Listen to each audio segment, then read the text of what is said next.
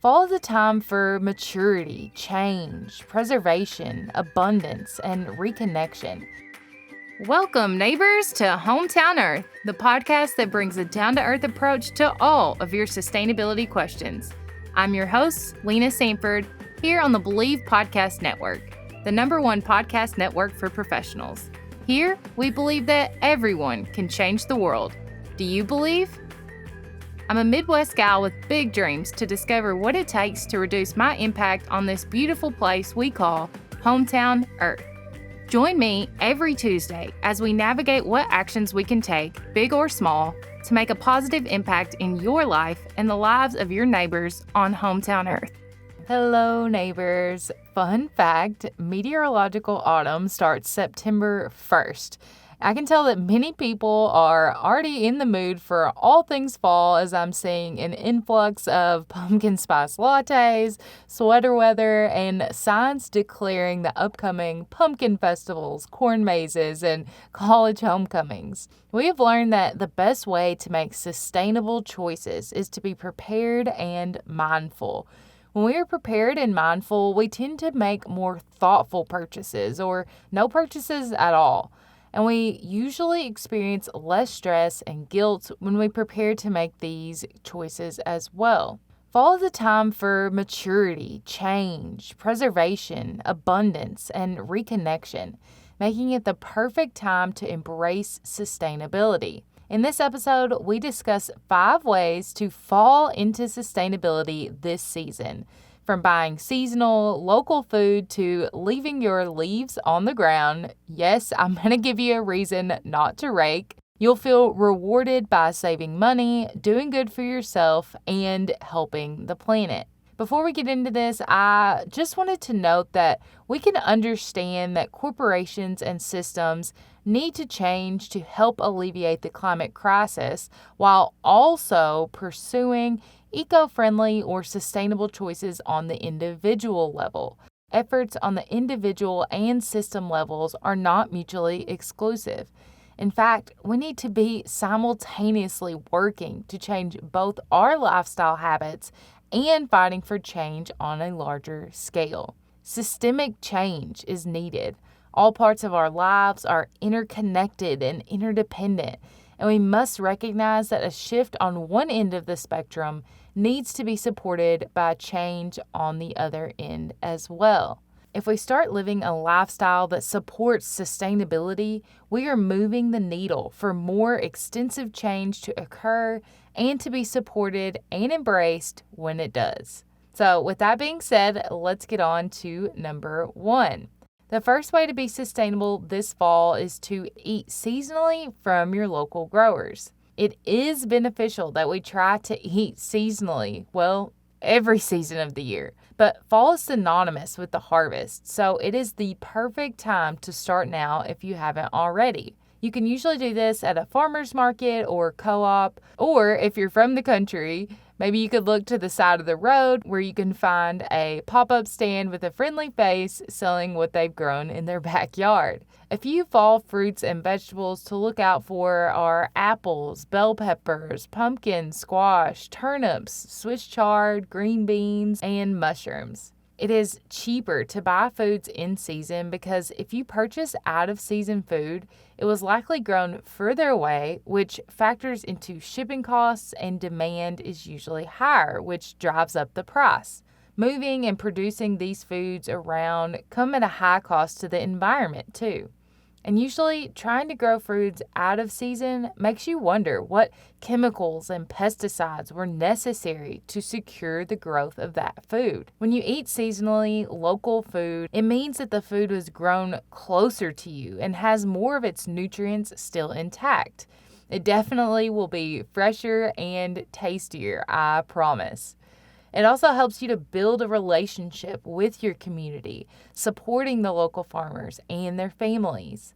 And it draws you closer to nature as our bodies crave in our diet that flow with the seasons. Use the opportunity this fall to eat local seasonal food. Bonus points if you decide to start your own fall garden. There are so many delicious recipes you can try out with fall fruits and veggies that will make your taste buds sing. And I'll link some of my favorites in the show notes if you want to try them out. And speaking of food, that brings me to my next sustainable fall tip: watching your pumpkin waste. We all love a good pumpkin grouping on the front door, going to pick the best one for size, shape, and color, and especially carving pumpkins for Halloween. It's festive and a tradition a lot of people look forward to. But around 1.3 billion pounds of pumpkins end up in landfills across the nation annually. Dumping these pumpkins releases a lot of methane gas into the environment when piled up in landfills. And although a small fraction of the problem, it is something to keep in mind if we're trying to live more sustainably. I think it's just interesting that many people don't see pumpkins as food. Like, think about it. We are essentially buying aesthetic groceries to set out on our front door for the season and then throwing them out once we want to change up our decor or they start to go bad. Wasting food in general, we know, is not sustainable. And even more so to buy food, aka pumpkins, to sit there and rot. But your old jack-o'-lantern or cute door decorations don't have to go to waste. Have a plan in place for what you're going to do with your used pumpkins before you buy them this year. Many places will take whole pumpkins in donation centers to help feed animals, feed people, or even use them as compost. If you want to compost your pumpkin, make sure to use the insides first. You can make toasted pumpkin seeds, pumpkin soup, pumpkin butter, pumpkin dog treats, pumpkin cheesecake, or even a pumpkin spice latte. Because did you know that your pumpkin spice latte from Starbucks didn't even have pumpkin in it from its release in 2003 until 2015? That kind of blew my mind. And in 2009, CNBC estimated that Starbucks had sold 424 million cups of them. I don't like many things about the pumpkin spice lattes from Starbucks, but my point here is to get you thinking about how many spent pumpkin spice lattes went into a landfill after its close-up on your Instagram feed.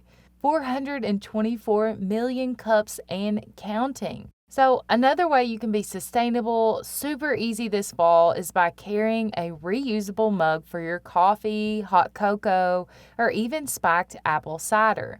A research center that looks at the lifestyle of products shows that over 1 year, using 1 cup a day, the reusable cups scored well in the climate change arena.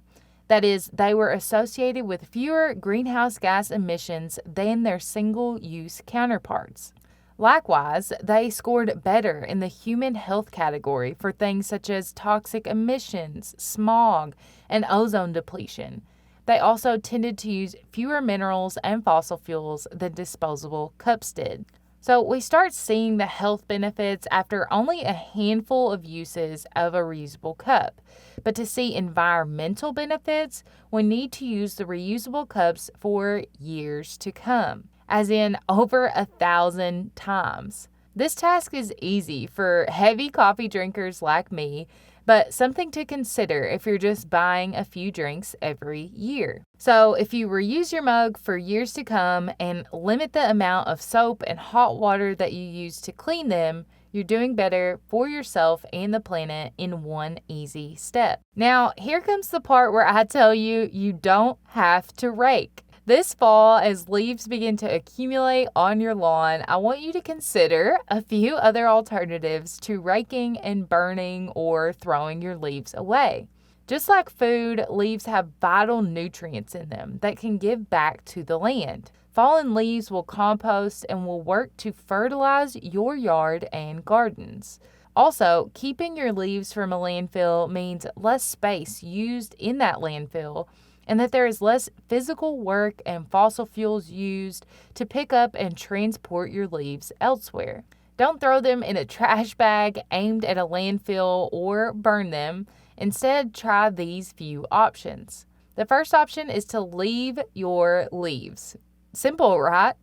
Go over them with your push mower or regular mower once or twice, or the even easier method, just walk over them to get them into smaller pieces. Take a few laps in your yard and bring the dogs along, and those crispy leaves will break up into smaller pieces in no time. These broken up leaves will act as a natural fertilizer to your lawn without any of the extra hassles. The second option is for people who don't like the look of leaves or want to rake them up. Rake them into piles so that you can place around trees, in your garden, or on potted plants to protect them from the winter frost. In spring, you can take the remainder of the leaves and compost them in a regular composter. I even saw a cool third option that said you could get leaves-only compost by putting all of your leaves in a bag, poking holes on the bottom and the sides, and then sprinkle with water and close it. You can also do this with a leaf bin and avoid the bag altogether. Leave it in the same spot for a year, and you'll have decomposed lawn mulch without the waste. Having leaves on the ground also protects small creatures and insects like frogs, earthworms, beetles, snails, and more, allowing them to eat and to thrive. And finally, fall is the perfect time to make your home more energy efficient.